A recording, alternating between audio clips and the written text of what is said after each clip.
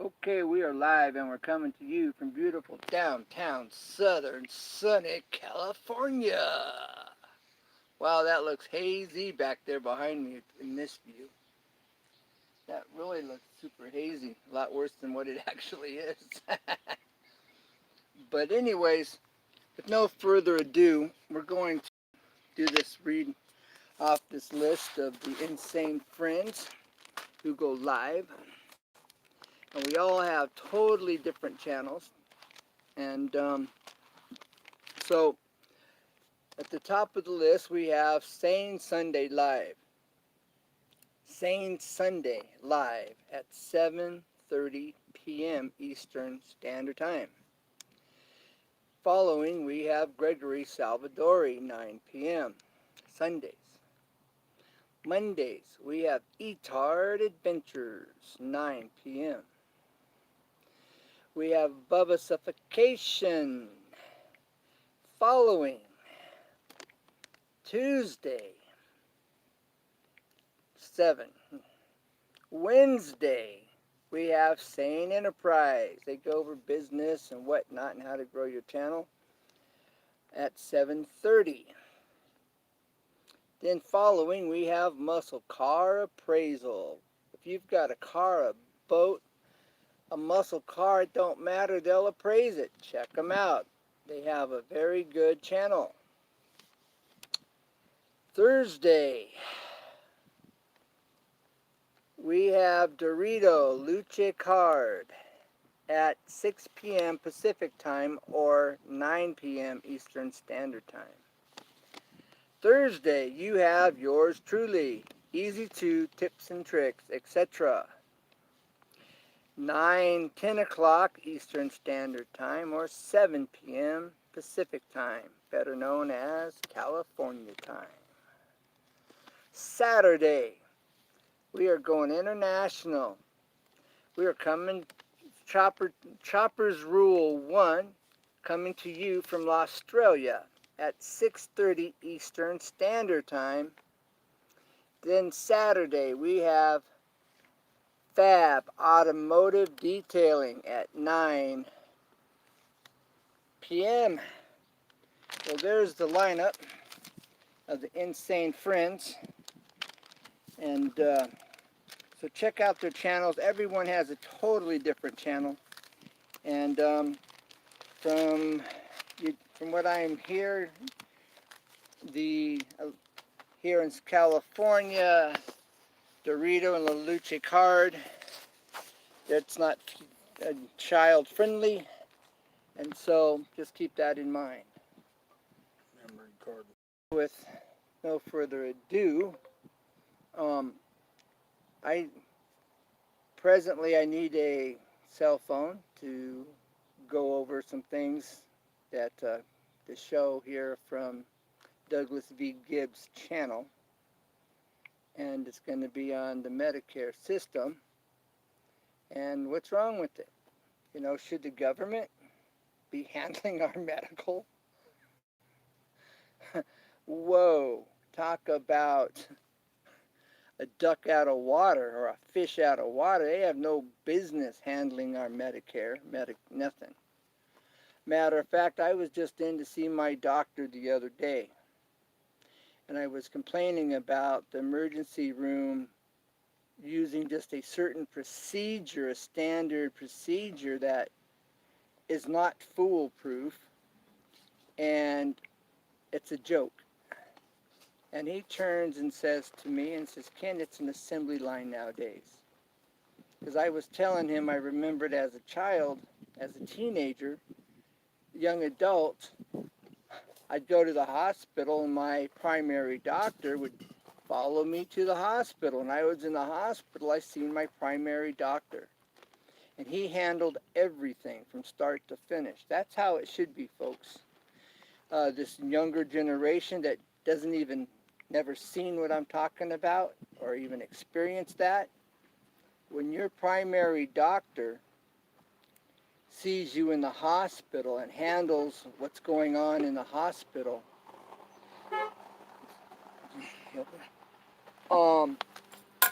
they give you the best care and treatment.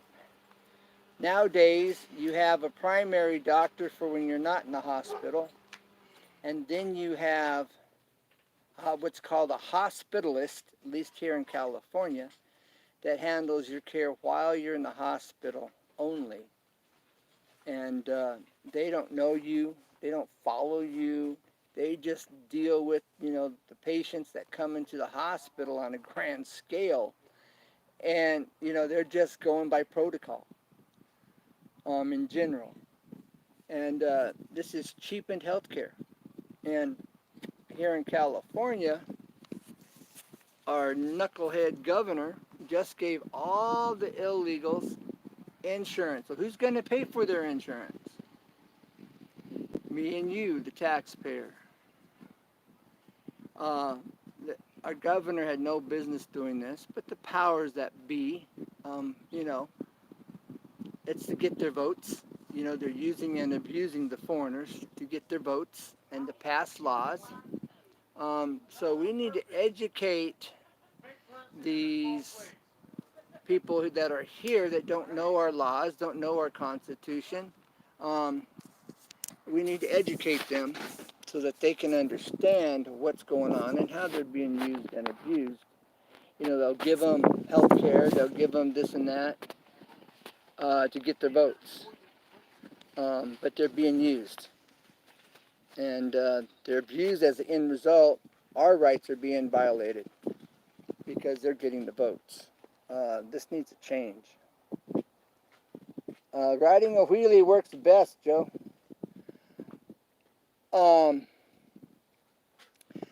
And so that's what's going on. And so I'll be going over this here in just a few minutes with Douglas V. Gibbs. And you want help? And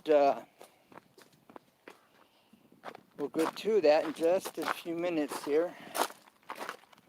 I've got a momentarily having to help my wife at the groceries. And happy life, It's called speaking their language of love for those guys, for those of you that don't know what that is. Happy wife, happy life means you're speaking your wife's language of love. And then when you understand that makes sense. And hold on, I gotta open this door. So that's what's going on. You haven't got her in there yet? Told you on a wheelie works best. So, anyways, a whole nother subject for another day. But that's just keeping it real. It took me a long time to learn that one, though. Happy wife, happy life, which means you're speaking their language of love.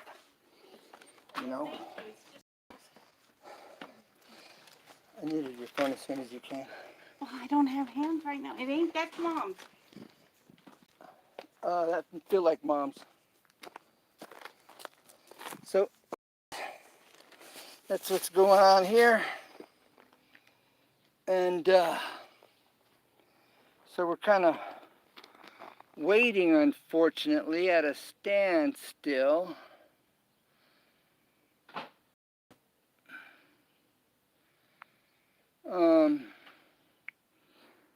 Until I can get that going.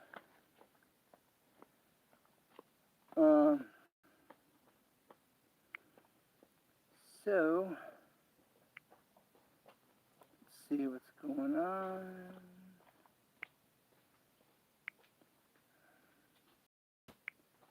Here we go.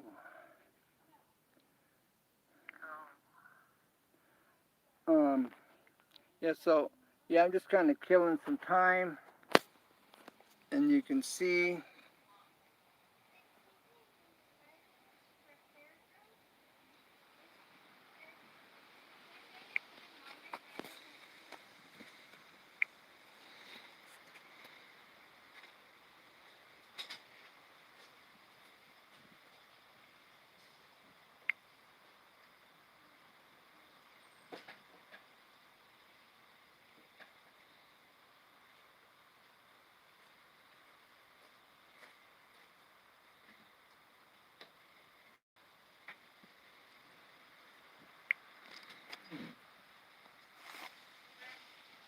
So anyways,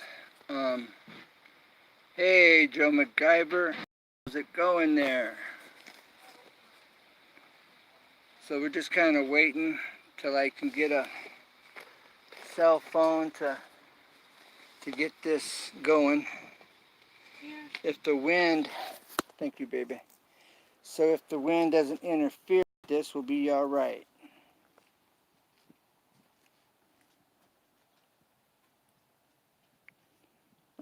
Okay, just bear with me. Thank you for your patience. We'll get going here in just a second or two as I'm getting it set up. Trying to go live and be on time. You know, usually I'm running later than late. And that doesn't work.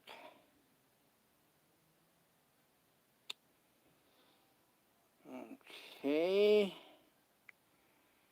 As we're looking for this.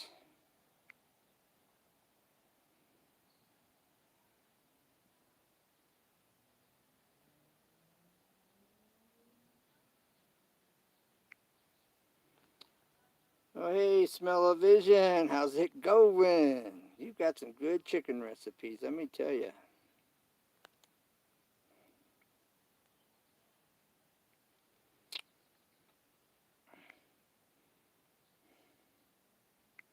Okay, just bear with me, please. A little bit longer.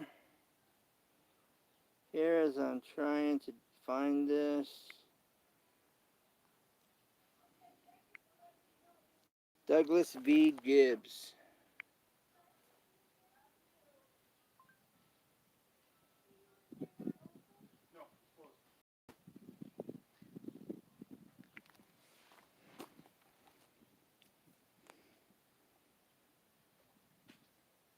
Okay, here we go. Just a minute more. All right. Let's try to do something. I was fixing it. All right. Now here we will go with Douglas V. Gibbs on Medicare and activism. So we're going to do activism first.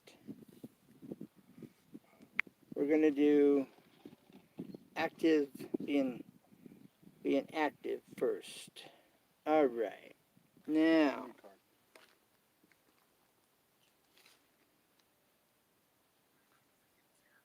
just bear with me as I'm getting this all dialed in. All right. Okay.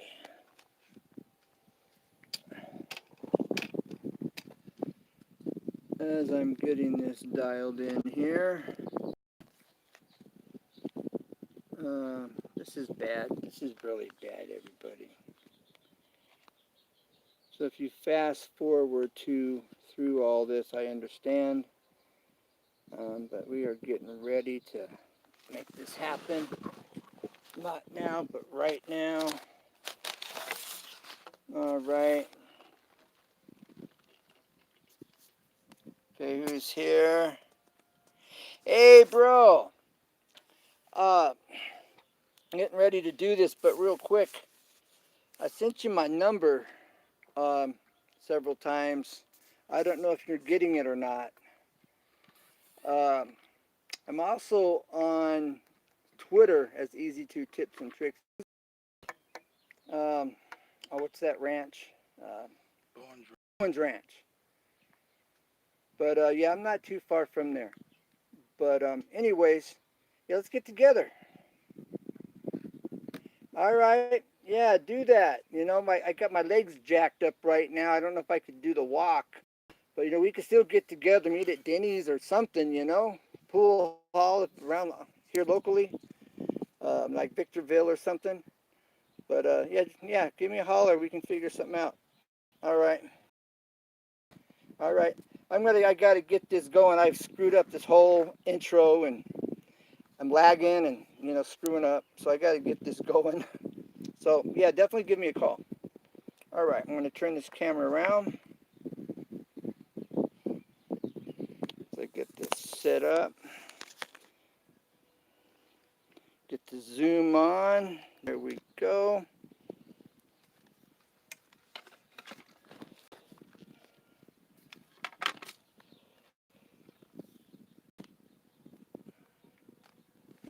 Okay, one sec. Bear with me.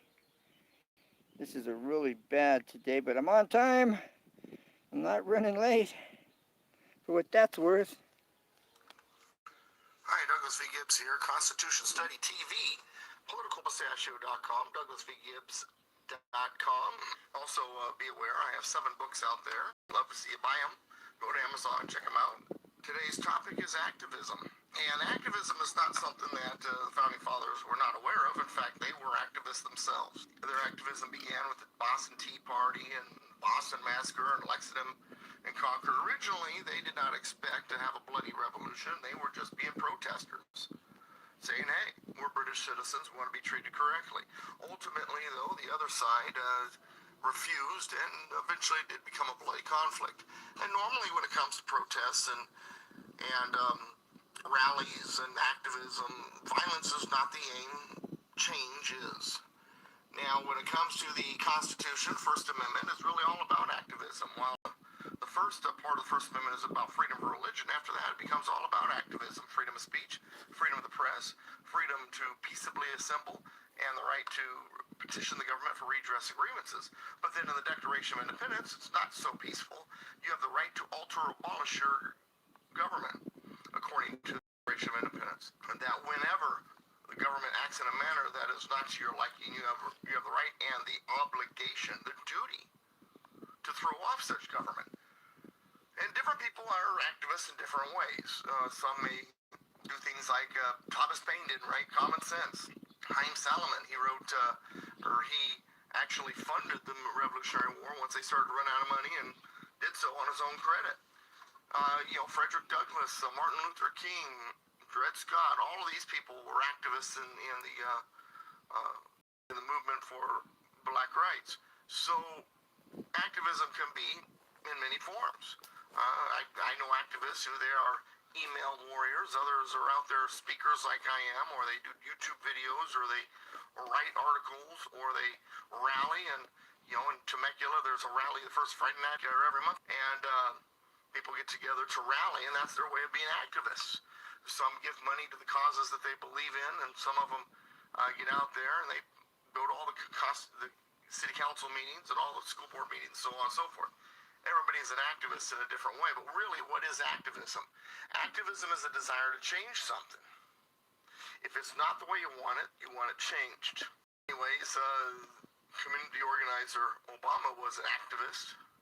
He wanted to fundamentally change the United States at its very foundation. President Donald J. Trump is a kind of an activist in a different way. He's the president that the Tea Party had been calling for the 8 years prior. And so it was the Tea Party activism that really gave us a Donald J. Trump. So activism can change things, but sometimes the change is not good or it's good. I mean, give me an example. Back in 1912, when President Taft and President Roosevelt were battling each other, President Taft was more in line with the Founding Fathers' definition of republicanism, a republican form of government, which is checks and balances, bicameral Congress with 2 different houses, laissez-faire economic system, and so forth. And Teddy Roosevelt's version was more democracy, sort of like Andrew Jackson. That was less Republican, more democratic.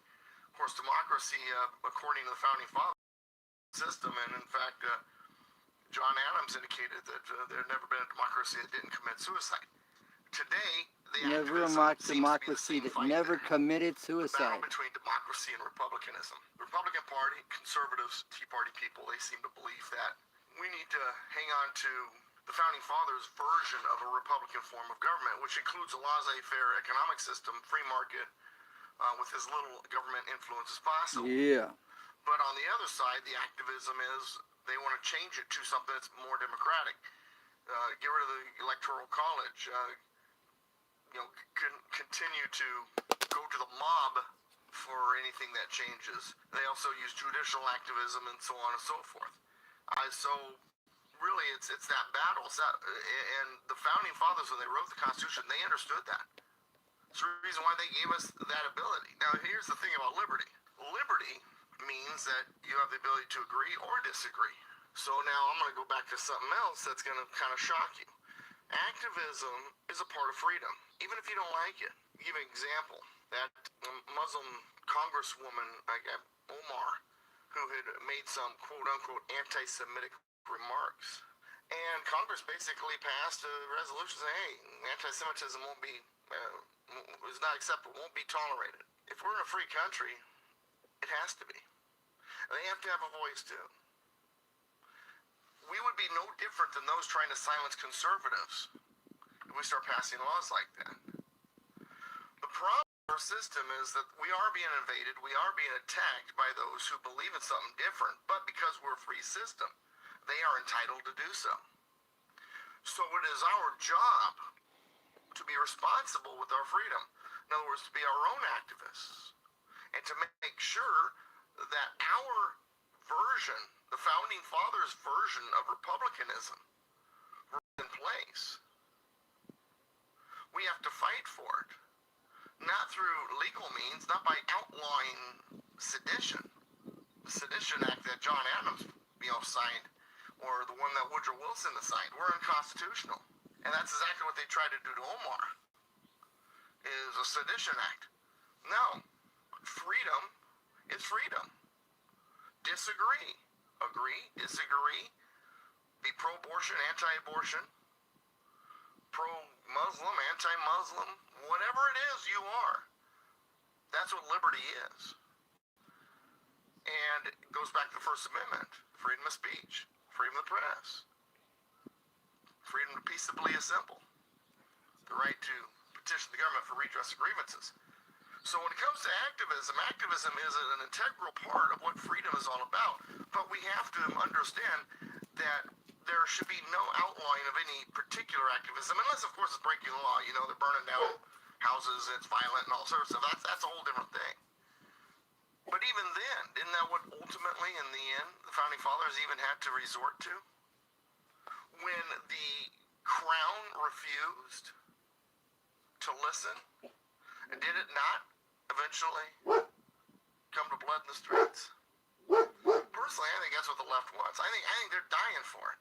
And we do need to take the high road first. We need to be as peaceable as possible.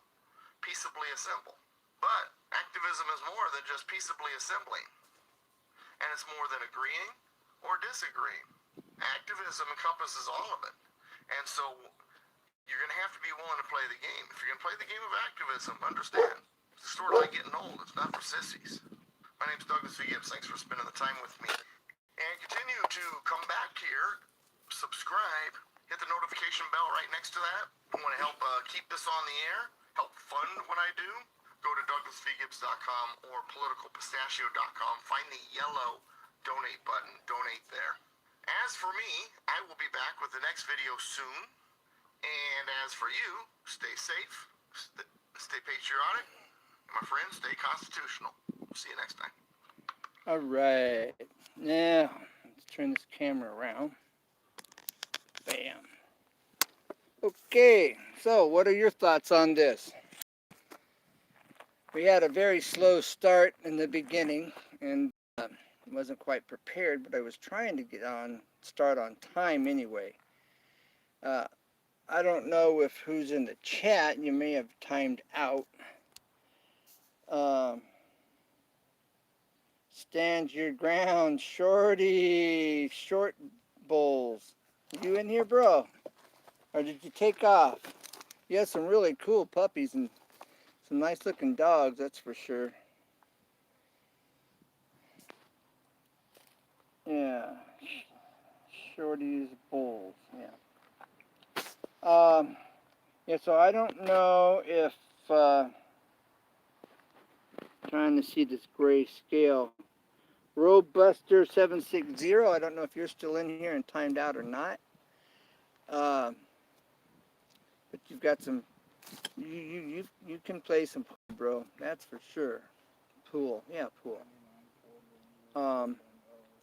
So I look forward to hearing from everyone that sees this video after this live stream. We'll hang out here for a little while and see who shows up, and do a little update here. But I also mentioned that we were going to do one on the health care. So let's get started to bring up this one on health care.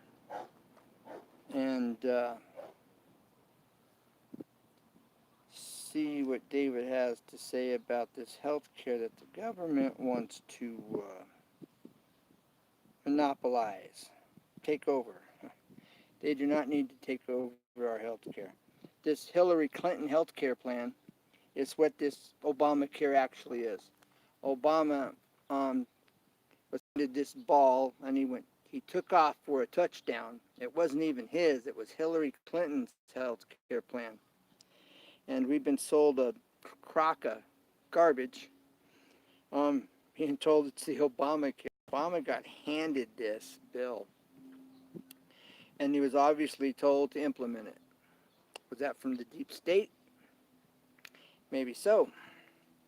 I remember hearing that Congress or the Senate laughed at Hillary's health care plan and threw it out.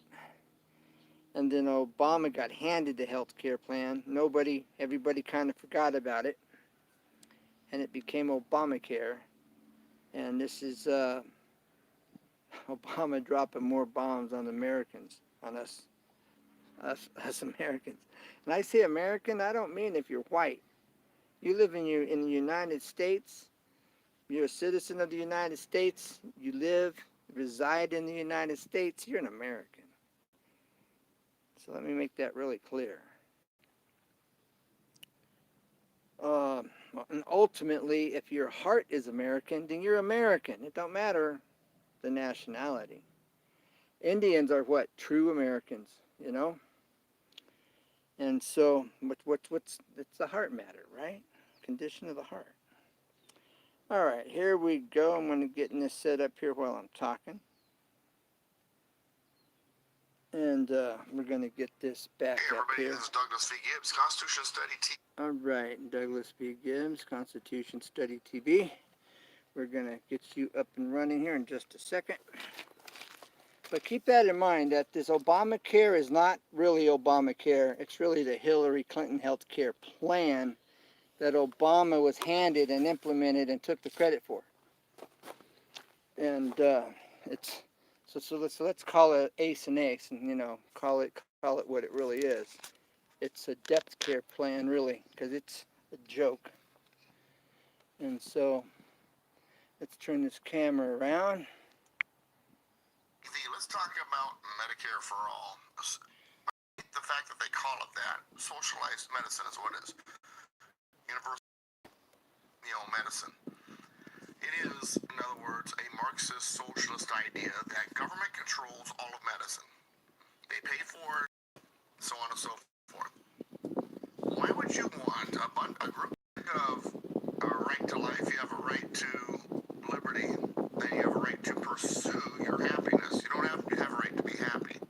So do you have a right to health care? No, but you do have a right to pursue it. It comes down really about choice. Ultimately, isn't that what liberty is about? Isn't liberty about choice? They claim, when I say they, those who support Medicare for all, they believe in liberty too. They believe in free choice, But don't you take away all of the choices when you go into a socialized medicine situation. Never mind the fact that there's nothing in the Constitution that gives the federal government any authority over health issues, health care, health insurance, nothing. So first of all, it's unconstitutional. Real ID. Federal government has no authority anywhere. Over the Real ID. For certain articles, any of the amendments, there's no authority for the federal government to get involved in health care, health insurance, any of that. Or the Real ID. On the table there. Second of all, it's more costly in the long run. It allows government to ration your choices, ration your health care. I remember in 2007 when Control I had your a radio movement, program make you on a hostage Talk in your Radio, own state. and I had a listener who was from Toronto, Canada, and she had called in. And we got talking about it. She says, well, you know, when we first started healthcare for all here in Canada, she says, it was fine. You know, you go to the doctor, take care of things. And then after a few years, the government began to realize there were certain things that just could not afford to cover. So it stopped covering those things. Or they decided they didn't want to cover them because, you know, they're people's own dang fault or whatever. So if you wanted to get really full coverage, you no longer could depend on just your universal health care, your socialized health medicine.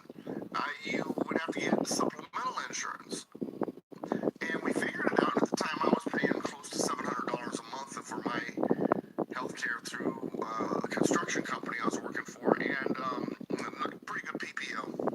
And she figured out what she was paying additionally in taxes and what she was paying for her supplemental insurance, and her free health care was more expensive than my private health care. So, you know, the old joke, you know, you think health insurance and health care is expensive now, wait until it's free. The other thing is this. Wait till it's free. If I don't like my PPO, or if I don't like my HMO, or if I don't like whoever it is that is running my healthcare system, I can leave. Go get another plan. I've got a choice. I've got Kaiser, you know, if I wanted to go to Kaiser, I can go to, you know, Blue Cross, I can go to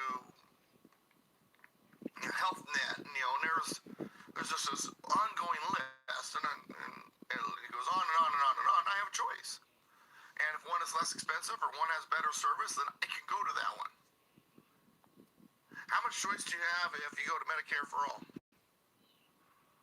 What if it turns out to be lousy and you say, oh, you know what, I don't want this anymore. I'm going to go to, no, it's gone. So when it comes to liberty, Medicare for all actually kills your choices. Well, Doug, it's going to be wonderful. Well, how do you know? And what if it isn't? You don't have a choice to leave it. It's all, you're either all in or you're not. The choice goes out the window. Isn't liberty about choice? Doesn't the left always talk about choice? I should have the choice of being a boy or a girl or 64 other possibilities. But you don't want to have choice on your health care? Come on. You just want government to control everything and there's no choice? Come on.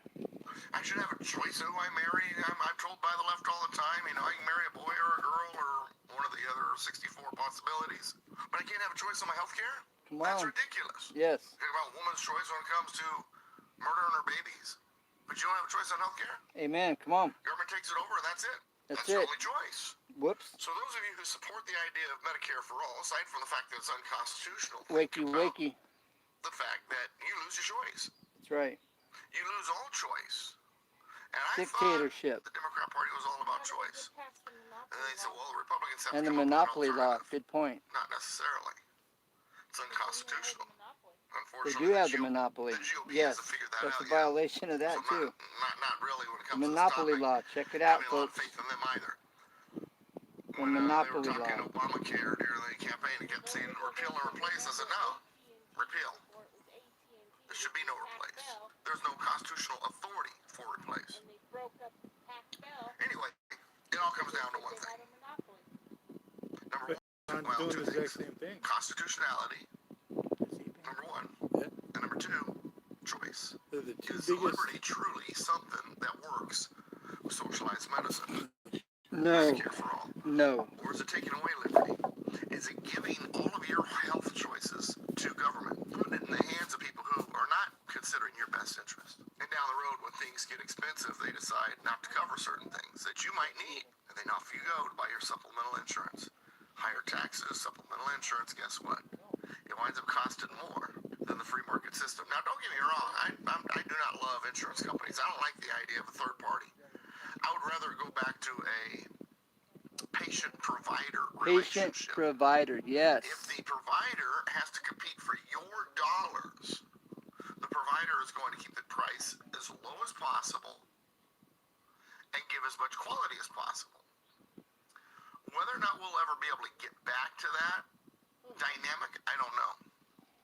Let's But petition head it. in the opposite direction, towards government control of it, Let's petition it. Medicare for all. That's not the right direction. That's the worst direction.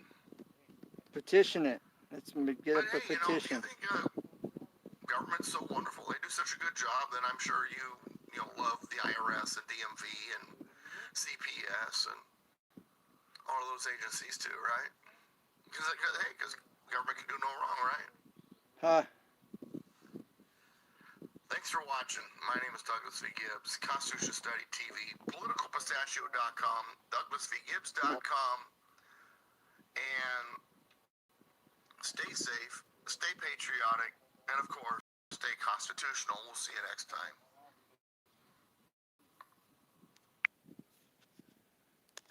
Okay.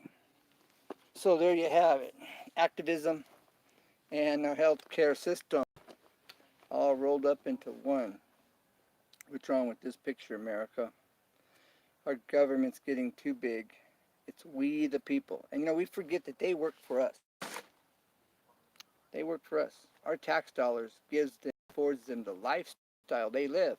Remember, we're having a hamburger while they're eating filet mignon and lobster.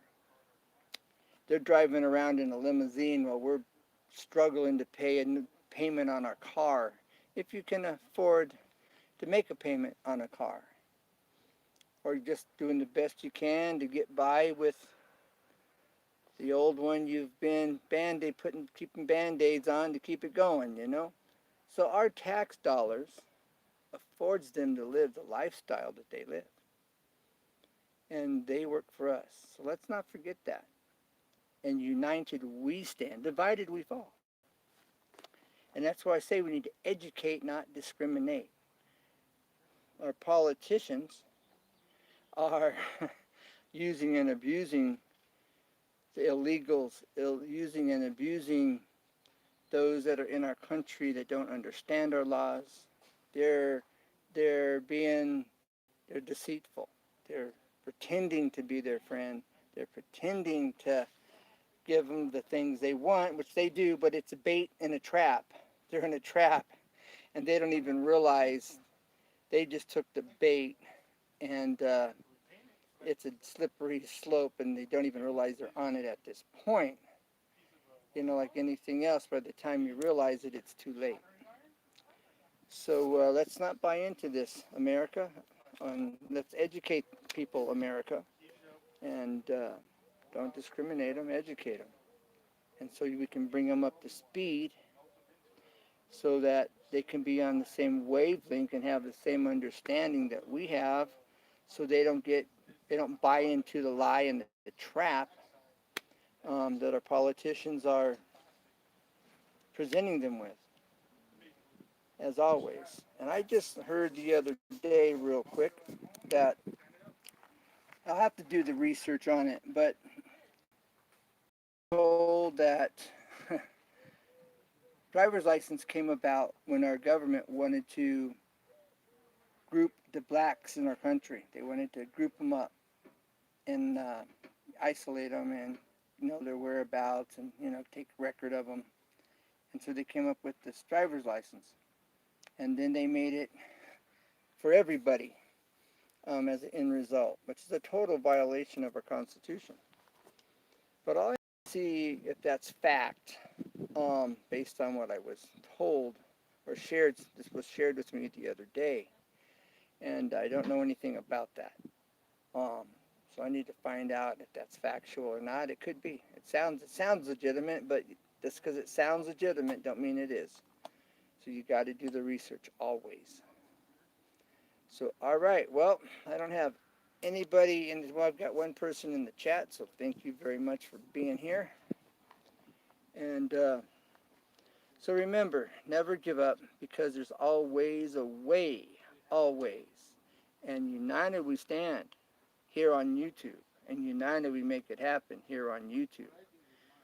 But in the world in which we all live, we need to start writing up petitions on this Real 2020 Real ID. Remember, you can always get a passport to travel, at least for now anyway, so let's not allow this to really take root, Let's uproot this. Hopefully the president will get involved and overthrow it, or the legislature will get involved and overthrow it. But let's make noise, and let's get petitions made up in whatever state, country, city, county you live in, and get some petitions signed against the 2020 Real ID. That's a violation of our Constitution, and it makes us a hostage in our own country. This is America. We don't live in a third world country. We don't live in Europe, where you have to have a passport to travel. This is America. You know, if I take a flight to Vegas from where I live, I shouldn't need a passport. I shouldn't need a real quote ID. And keep in mind, what they're selling us on is terrorists can't duplicate this ID. That's what they're selling us on.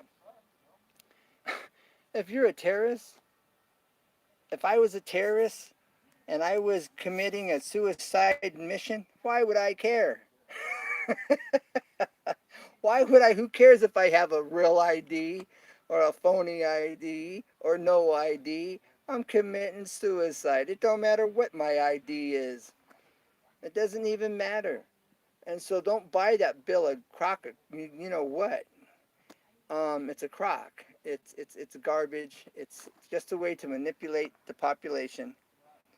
So just remember that. You know, it doesn't take a rocket scientist to figure this out. We just got to think a little bit. So this real quote ID doesn't need to pass. If it does, we need to get petitions made up, drawn up right now, and go out into our communities and get these petitions signed and have this thing just done away with altogether.